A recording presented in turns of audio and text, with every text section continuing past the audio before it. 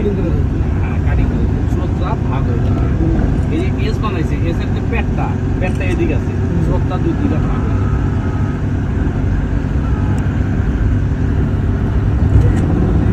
ব্রিজের ফেরির সাথে কয়েকবার ধাক্কা দিয়েছে। আর যমুনার সাথে কিন্তু চাঁদের মতো ভাই শুধু শুধু পূজা নিতে গেছে। এই দেখেন এই যে গাড়ি থামায় যে নামছে এটা কিন্তু অন না।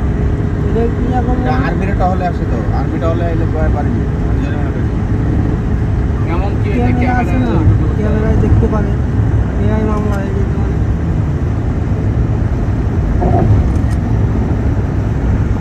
কালকে দেখলাম একজনে গাড়িতে মামলা দিতেছে, কই আপনি তো 26টা মামলা খাওয়া, কই কেন?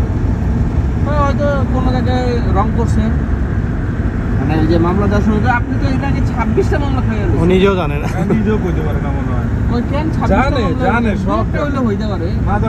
মেসেজ তো সাথে সাথে মামলা হওয়ার লগে লগে মেসেজ মোবাইলে মেসেজ কাগজও তো দিয়ে দেয়।